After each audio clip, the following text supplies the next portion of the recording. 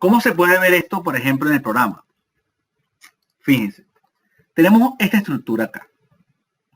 Esto es una estructura de 5 pisos. Está hecha en CPK.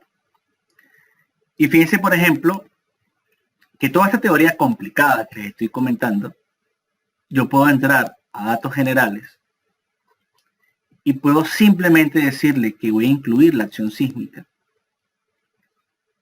Veámoslo, vamos a ver algo práctico. Y yo puedo elegir de todos los países que están acá, cómo voy a imponer la acción sísmica. Yo, por ejemplo, tengo la de Venezuela por defecto, pero puedo elegir cualquiera. Si tomo, por ejemplo, Venezuela, diría método de análisis, importante, dinámico o estático. Dinámico, modal espectral o estático. Voy a hacer acción sísmica en X, sísmica en Y. Aquí me habla sobre los métodos de análisis. Luego, sistema estructural. ¿Qué factor de reducción de respuesta voy a manejar? Dice que ya me pregunta cuál es el factor R. Debo estar consciente de lo que voy a hacer en la estructura para producir este valor de R. La sobrecarga de uso tiene que ver con el porcentaje de la carga variable que termina convirtiéndose en masa. Esos son aspectos que lo sugieren las normas. El tipo de suelo. La estimación del periodo fundamental de la estructura, fíjense, según norma. La norma utiliza un parámetro T sub A, que por ejemplo para sistemas estructurales constituidos por pórticos contormados, en el caso de Venezuela sería 0.07, la altura de la edificación a la 0.75. Con esto estimaría el periodo T sub A, el periodo de la estructura comportándose de forma regular, y a partir de allí es capaz de estimar la aceleración en el espectro y producir lo que sería el corte basal mínimo. Si yo hago un análisis dinámico y ese corte basal es menor al que impone la norma, yo estaría haciendo una estructura realmente irregular. En la medida de que mi corte basal sea igual o mayor al que propone la norma como mínimo, esa estructura conduce a un comportamiento regular.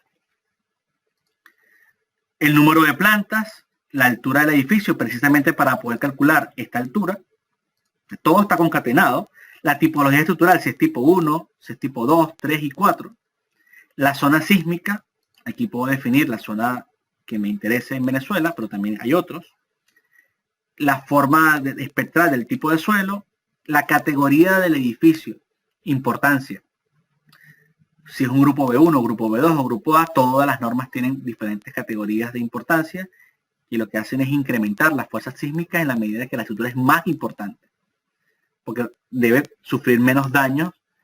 Por ejemplo, un hospital o una escuela son estructuras grupo A, porque no pueden tener fallas ante un evento sísmico, porque son estructuras que albergan personas en condiciones muy críticas, en el caso de hospitales y clínicas, y en el caso de escuelas, niños. O sea, digamos que la condición de diseño es mucho más crítica. Aquí, número de modos de vibración que intervienen en el análisis. Si desconozco la parte dinámica, no me será tan fácil saber esto. Para la aplicación de análisis dinámico modal espectral debe determinarse el número de modos de vibración que se van a considerar en el cálculo, de forma que se incluyan todos los modos que contribuyen de una manera significativa a la respuesta dinámica de la estructura. El 90%, yo puse aquí el 95%. Verificación de la condición de corriente basal. La verificación normativa exige que el corriente basal resultante del análisis dinámico supere un determinado porcentaje del valor de corriente estático definido en la norma. Cuando el valor del cortante dinámico es menor que el mínimo normativo prescrito, el programa realiza el ajuste de los resultados, amplificando por el factor de modificación correspondiente de forma automática. Aquí veríamos el espectro elástico, que se reduce por R y nos daría el espectro inelástico. Una vez que yo he configurado esa acción sísmica,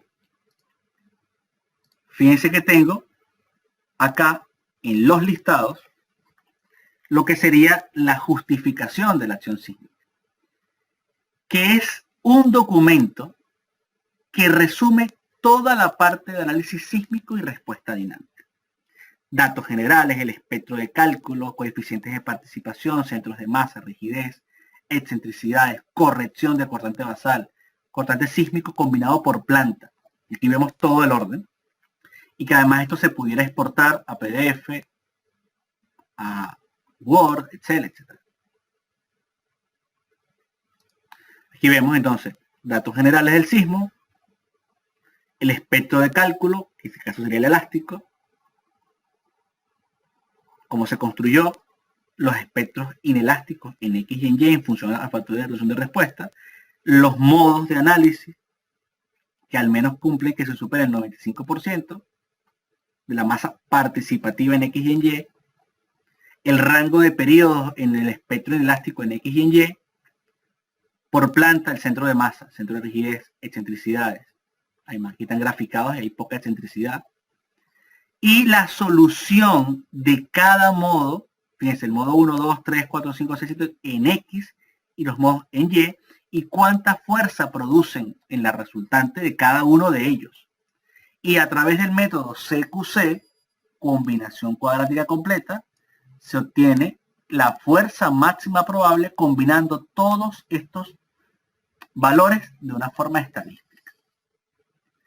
Una vez que tengo la solución del corte en X y la solución del corte en Y, yo distribuiría esas fuerzas, digamos, a todos los niveles, porque esto estamos hablando que es basal, a todos los centros, digamos, de cortantes de cada piso, y con cada fuerza cortante de cada nivel, yo podré distribuir a cada una de las líneas resistentes proporcional a su rigidez. Entonces que yo resuelvo la base, resuelvo las fuerzas que irían en cada nivel, y de cada nivel se repartiría a cada línea resistente proporcional a su rigidez. Eso es lo que haría en X y en Y.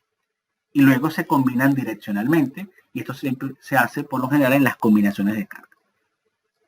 Aquí estaría el peso de la estructura, la revisión del corte basal mínimo, y aquí estaría lo que estaba diciendo, cuál es el corte sísmico combinado por planta. Esto que debemos resolver, y aquí están unas gráficas que ya me dan los cortes sísmicos máximos por planta para el sismo X y el sismo Y. Esto está muy interesante, pero si yo desconozco toda la teoría que está detrás, el uso del programa simplemente sería completamente ineficiente. La diferencia está en que yo tenga el criterio para poder interpretar estos resultados. Y no simplemente se trata de tocar unos botones, sino de analizar con criterio la respuesta que me da el programa. Bueno, en el caso de la cimentación, era muy sencillo en obra, datos generales. Respecto a la fundación, como lo ven aquí se coloca, digamos, las condiciones del suelo.